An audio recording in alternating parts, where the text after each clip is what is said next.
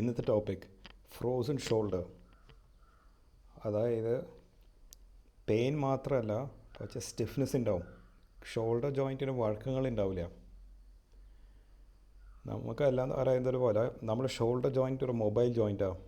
നമുക്ക് പല പ്ലെയിനിലേ നനക്കാം. ചില ആൾക്കാർക്ക്, എസ്പെഷ്യലി ഷുഗർ ഡയബറ്റീസ് ഉള്ള ആൾക്കാർക്ക് ഷോൾഡർ ജോയിൻറ്റ് ഉറച്ചു പോവും. ഇപ്പം ഞാനൊരു ഉദാഹരണം പറയാം.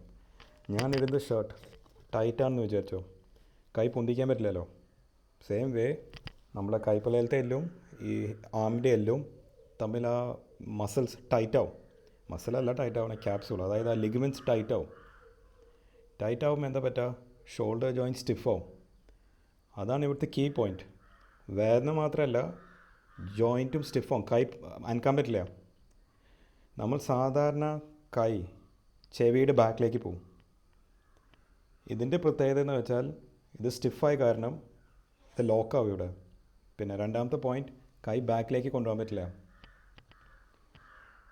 പേഷ്യൻ്റെ കംപ്ലൈൻറ്റ് പെയിനാണ്. പക്ഷെ നമ്മൾ പെയിൻ മാത്രം മാറ്റിയാൽ കാര്യമില്ല. നമ്മൾ ഈ ഷോൾഡർ ജോയിൻറ്റ് സ്റ്റിഫ്നെസ്സും മാറ്റണം. സ്റ്റിഫ്നെസ് കാരണമാണ് പെയിൻ വരുന്നത്. സോ ഇതിൻ്റെ ട്രീറ്റ്മെൻറ്റ് ഓപ്ഷൻസ് പലതുണ്ട്. ഫിസിയോതെറാപ്പി ചെയ്തിട്ട് മാറിയിട്ടില്ലെങ്കിൽ ചെറുതായിട്ട് മയക്കിയിട്ട് കൈ പിടിച്ച് നേരെയാക്കും. Thank you.